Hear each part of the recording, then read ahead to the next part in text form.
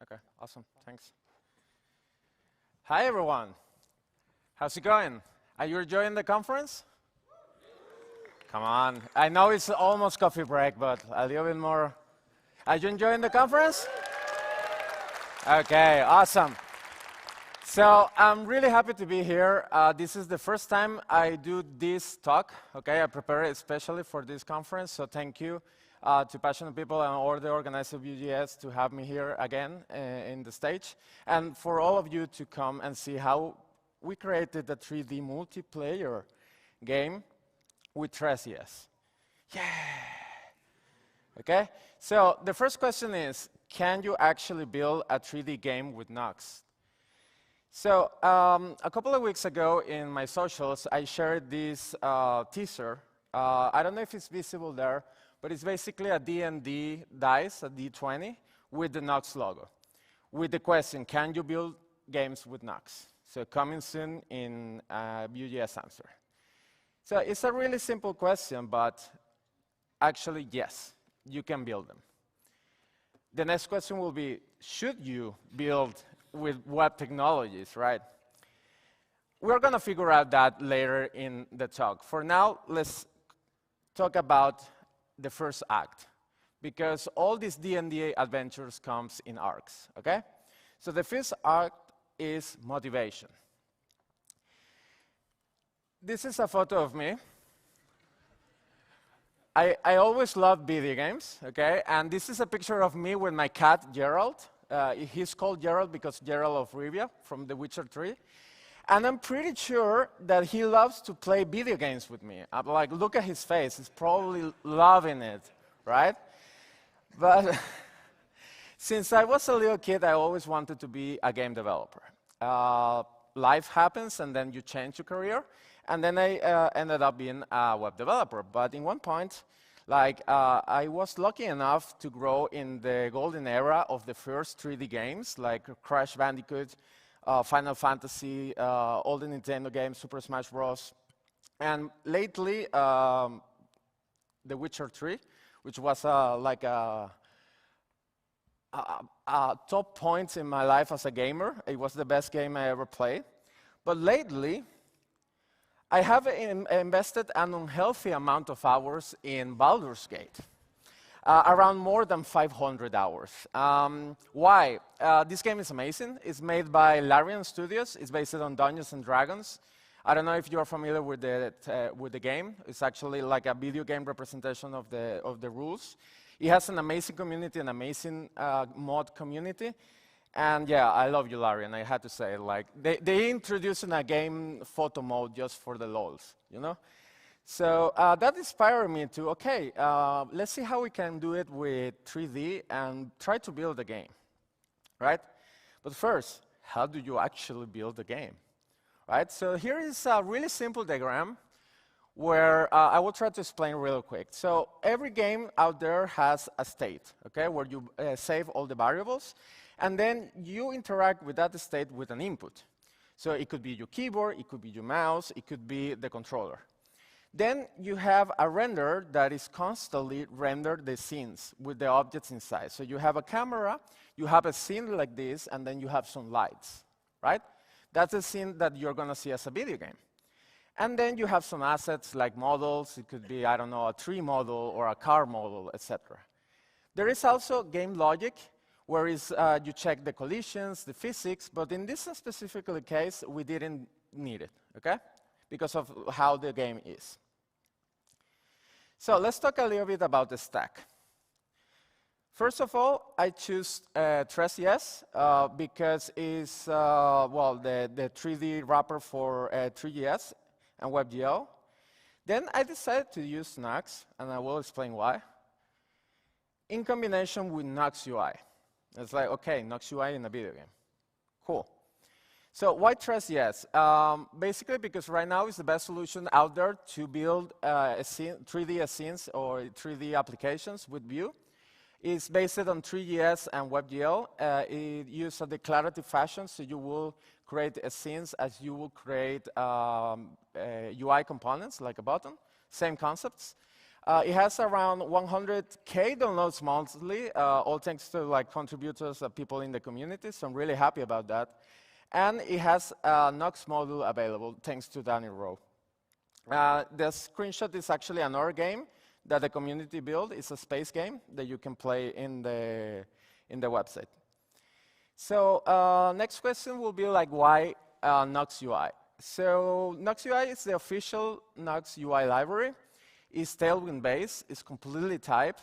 And if you go to the website, it's really nice because you can try it out and see like the different options with the title. So it was important for me, if I'm going to do a game, I want to focus on the game mechanics and the game 3D part. And having a UI library that does everything for me was pretty enough. So it was really comfortable to use. I had to give kudos to the team in Nox Labs. Give it applause. If you haven't tried it yet, I totally recommend you to do it. So going up to the game architecture, this is a really professional diagram that I did before the talk to try to explain more or less the layout. So it is a 3D canvas in the back, supported by or provided by TresJS. Then you have some models that I bring from a game asset pack from KKit. This is a really cute wizard here.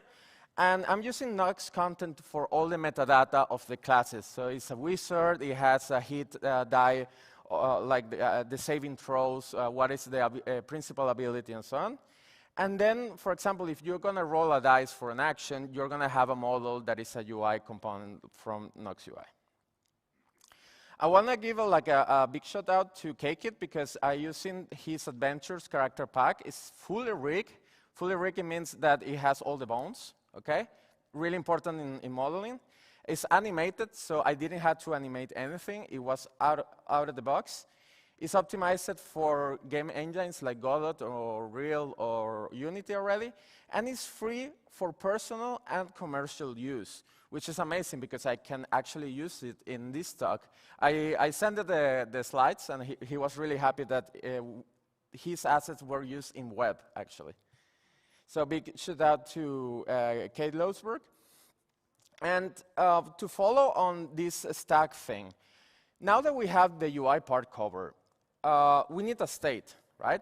So at the beginning, I was using composables, like plain composables, shallow reactive to save some 3D stuff. But in one point, I realized, like, why not using Pinia, right? So essentially, because it was easy for me to scope everything in stores, and then being able to use the dev tools to see how the game state was changing depending on the actions, right? But if there is one big truth in gaming, is that it's always better with friends. So what we're going to do is add some multiplayer into the game, because it was not difficult enough. Let's add multiplayer, right? So for this, I consulted the Nox team. I think it was actually Alex who told me to use Nitro WebSockets. And the cool thing is that Nox already supports this with an experimental flag. So it's a built-in WebSocket solution that has real-time bidirectional communication, and is perfect for the game synchronization. All I needed to do is go to the Nox config, add a property for Nitro, and then set experimental WebSockets true. So I already said that gaming is better with friends, right? So today we're going to do something different. I want to invite to the stage to Daniel Rowe, Alex Litzer, and Jacob.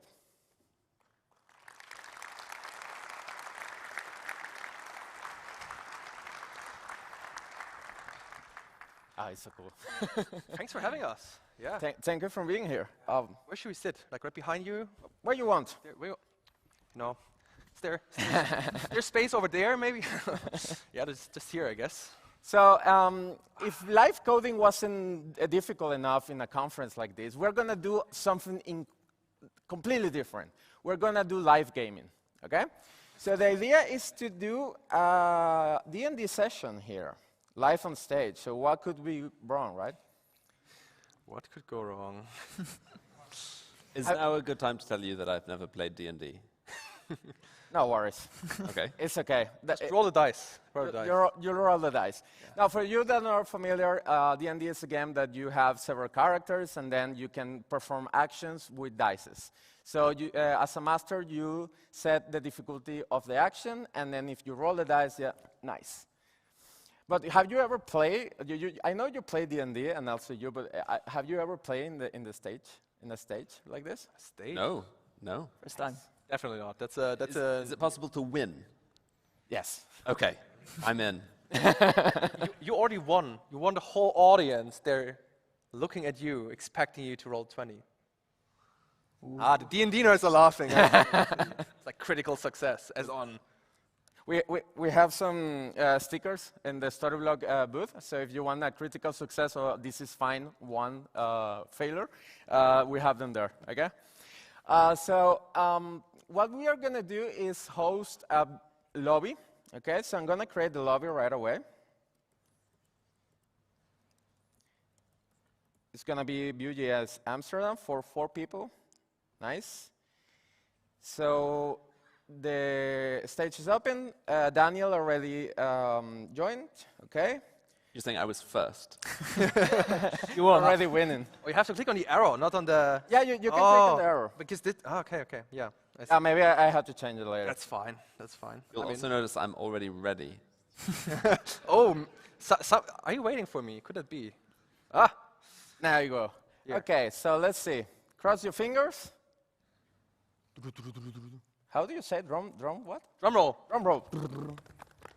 And let's start the game. So let's see. Yeah, we have the character selection going on. Okay, so the idea is now that the different players are going to select their character. So you have the artificer, you have the druid, you have a joyful paladin from a Storyblock. So who is going to take that one? You have a rogue, and you have a vampire. Blood Hunter vampire, a tiefling, which is a fighter, and we have a wizard. Really cute wizard. It actually resembles my girlfriend. Okay, so let's see which one I'm going to use. Difficult choices here. You should be the rogue. Hey, I'll be the rogue then. Okay, which one do you select? There we go. Is the paladin the rogue? Okay, so I'm going to choose the artificer because it's my favorite one. Oh, we are all there. Ooh, and we can move. We can move. No way. So this is the WebSockets working. So believe it or not, this wasn't working 5 minutes before the talk. So no pressure, but please an applause because it makes...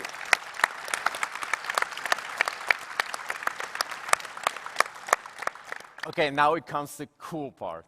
I want to invite one of our players to try to lockpick the chest. So if you click in the right, like a context menu, let's see. And you do it. Do it, Daniel. Wants to do it. Okay. Just do it. There is a lockpick button. That is going to open a roll dice. Uh-oh. But actually, which character are you? 19? Woo! So you're natural. That was not supposed to happen. I mean, actually, it was high. Like 18 is like, okay, this chest is impossible. And actually, I asked Alex to be the rook because he has a bonus. But it's open. We don't need the bonus anymore. We don't need it anymore. So if we open the chest, guess what it is inside? Oh. Okay, so that's pretty much it. But wait. Can I click it and it's synced? Like I click on it and it's opening? Yeah, it's opening in my... Oh. So it's also in the WebSocket. We are trying to communicate the game state, and everything that you do in one is going to be reflected in the rest. That's so much better than playing with airplanes in the browser.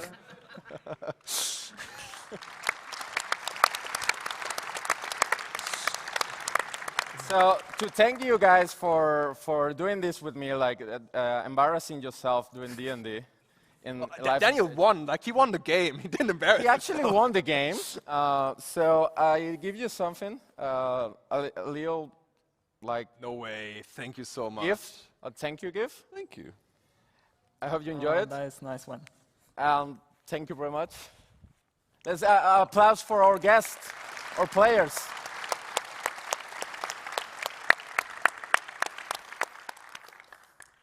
And that was great. We should all do a session in real life or like stream it. Well, actually, I was thinking of streaming the process. If you guys are interested, I want to continue making the game because it's really fun to do.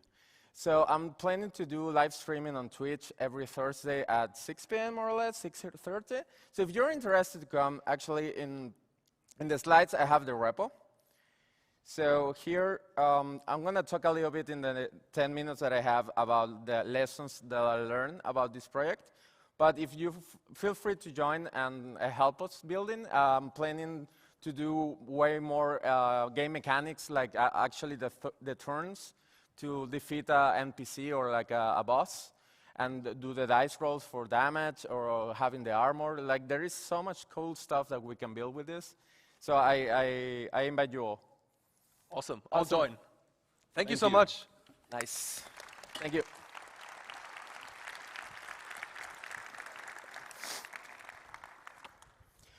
Woo. That went great. All right. Now I can breathe. Okay, so we have 9 minutes where I want to like share the things that I learned, because it's going to be impossible for me to explain how I did the game, okay?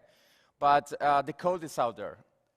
I do want to talk about the lessons that I learned by doing this, right? And maybe answering the questions that we have at the beginning. So the first thing is that organizing your 3D assets, so the chest, the character, in Vue components is really important.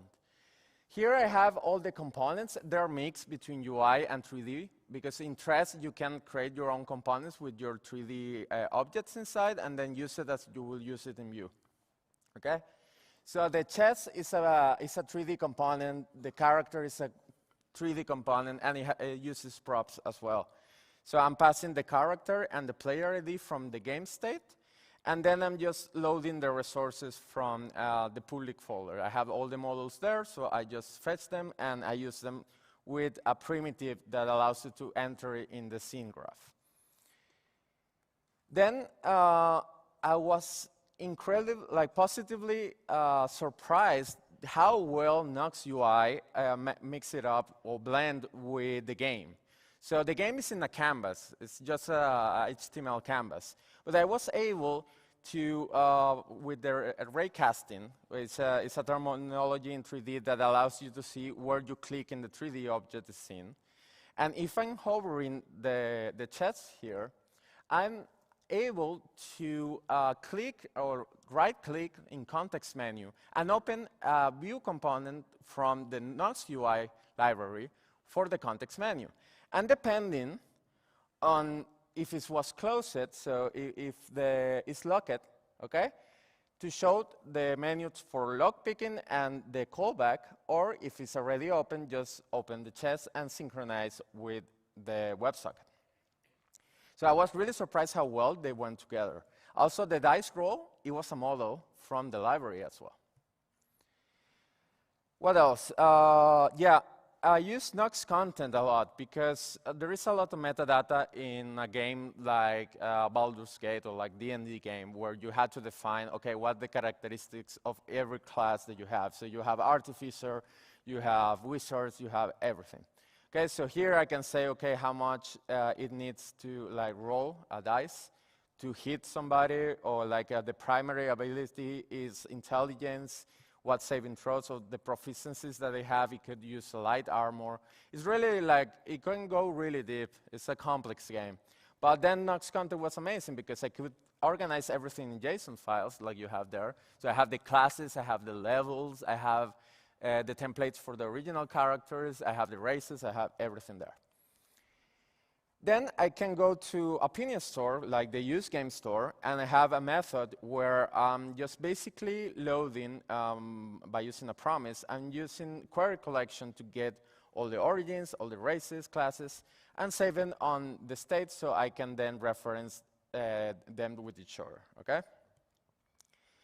Then also something that I really like about the Nox part, like the Nox content config is that I can define the schema of those objects by using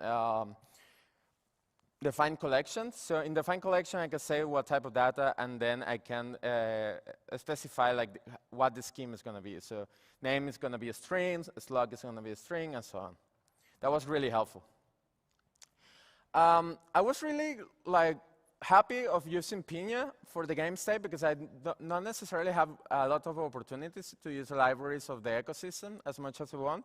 So I really like about Piña that it helped me condensate like this or scope every part of the game, like the game store, the UI store, the different stores into specific files. And then I just create like, for example, the game store is the players, the mode, if it's single player or multiplayer game. I have some computer properties already from the state, and then I'm just returning this. And if you see in the right part, a screenshot of the game, that's the state of the multiplayer, not the single player, where you can see the array of players there and the paladin and the character name that I'm using. So it allows me to debug really easy all the things in the game. Something that I did learn is that don't store any TresJS object, especially if you're serializing or persisting the data. TresJS objects are incredibly complex and nested, and they can create circular dependencies that are not fun. So your game is going to drop FPS like crazy, like Pokemon game, okay? So they are going to go really bad on performance and ruin. So use shallow ref and shallow reactive as much as possible when you're dealing with activity and 3D objects. Nitro WebSockets. I never used it before. Super straightforward. I just have to add in the servers folder API and then WebSockets with a defined event handler. And then inside you have different methods. So the open method is whatever somebody connects to the WebSocket. What to do with that? So I'm checking the PR ID. I'm saving it in a map to know what players are connected. And then, for example, I have the message part, where I'm receiving all the messages that are going on in the WebSocket, and I'm doing different actions depending on the message. So if somebody's trying to connect and receiving a player connection request, and I'm just handling the player connection logic, I'm saving it in a state with the peer ID so I can identify who is who. And then something that I really like, I was able from the client to send messages to the server. So you remember in the game when I was clicking in the floor, the character was moving to that position. So instead of sending the position all the time in the server, what I just did is just whenever I click the floor, I know where I click, so I get the coordinates. I send them to the WebSocket with the update player position, and then it's going to broadcast it to all the different players to know where the player needs to go. Also, I can use VueJS, I think. It's a use WebSocket composable from VueJS, where I just listen to the WebSocket and then I can do logic. Like, for example, whenever my connection is established with the WebSocket, I want to set the peer ID on my user store to hold that peer ID there. So, back to the main question of this talk. Can you build a 3D game with Nux? Yes. Should you? I mean, why not? You know? Because it was incredible fun. I have a blast. It was 1 month of development, like after hours and so on. I did have some, Storyblock is really nice because they give me time on my actual work to do open source and do something like this in Tres. It provides a nice, like Nux provides a really nice server and UI layer, so everything was really simple to combine together with the WebSocket as well. The DX, to be fair, is the best out there. We are competing there with Astro, but I mean, the DX is amazing. And it blends incredibly well with TresJS. The TresJS is a Vue library, and everything went perfectly with it. Like, this is deploy. The game that you saw, it was going to be in my machine, and people were going to connect to my machine. It wasn't working. So Daniel Rowe actually deployed 5 minutes before the talk to a server, and you saw the server. Like, everything went perfectly. So this is a great way of learning game mechanics with a familiar stack. So if you're using Vue in your projects and you want to learn something like 3D, or you want to learn gaming, why not trying to do a side project about a game in 3D? And the community is actually amazing.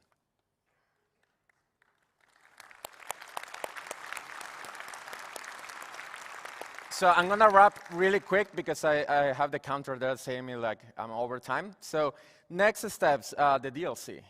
This is the PR that I was telling you. So that's the repo. So if you want to join, give it a star.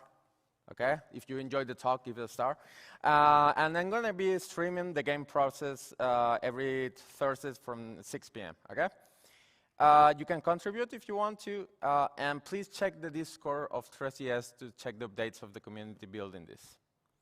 I want to give a huge applause to all the contributors in Tres. Without them, this will not be possible. Thanks to everyone that is contributing to Tres and making it successful. And if you want to contribute in a monetary way, you can always sponsor the project. Thank you, like StackBlitz, for sponsoring me last year. So my name is Alvaro Sabu. I'm a developer experience engineer at Storyblock, Venezuelan, but living in Spain. All my stuff there. My portfolio I never finish. And thank you very much to all of you.